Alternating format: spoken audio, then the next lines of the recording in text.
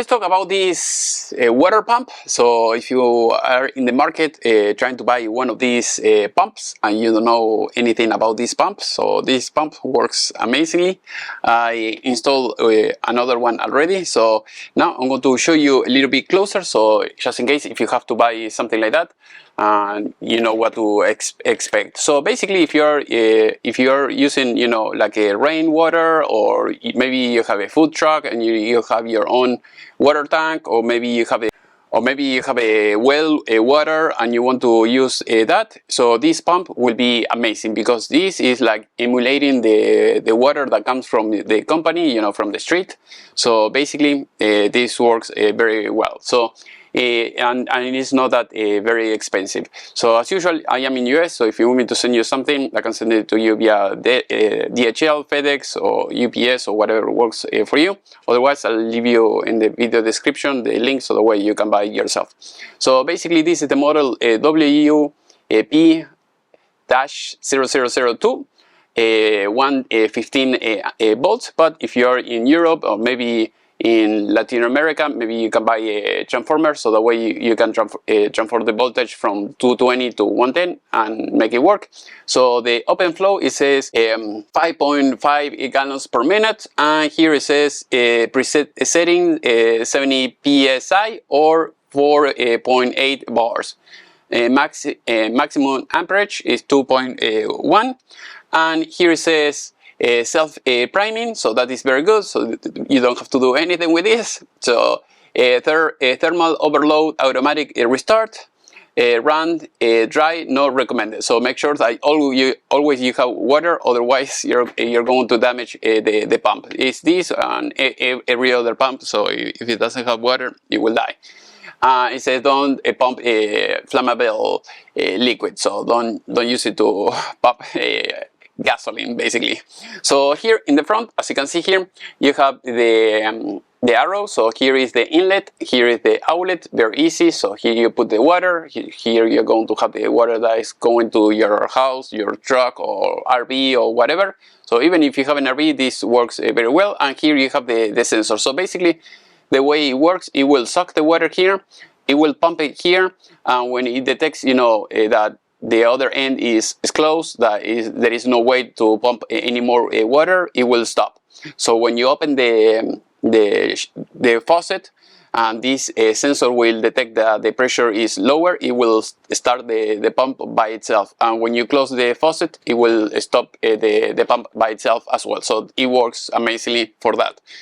Here on the bottom, you have the support, you have the bracket, as you can see, with the feet, so that way you don't have to add anything else, because I saw another one that is just the pump and then you have to, you know, add some type of bracket or something in order to make it work. So basically, once you have it like that, I'm going to show you a few the parts that comes with it. So this doesn't come with it. This is something I'm going to talk in a little bit. So it comes with this mesh that you see here. It says 50 mesh strainer. It says a vacuum side only, hands tight only. So don't, you know, use any tool to tight it up. So here you have this. That this is going to be at least useless for me, for my case. But maybe if you have, you know, like a regular water hose or something like that, and you want to use it, great, you can use that. Otherwise, in my case, I'm going to use it for my house. So I'm going to start using shark bite. I'm going to tell you in a little bit.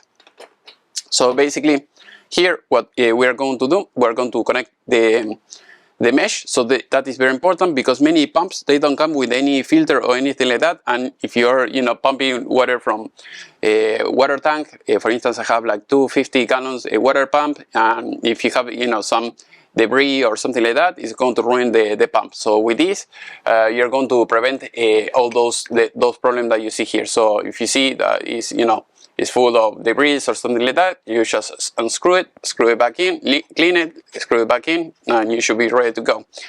And after that, it comes with this adapter. So if you want to use maybe a water hose or maybe something else, so you're going to use this. In my case, I'm not going to use it.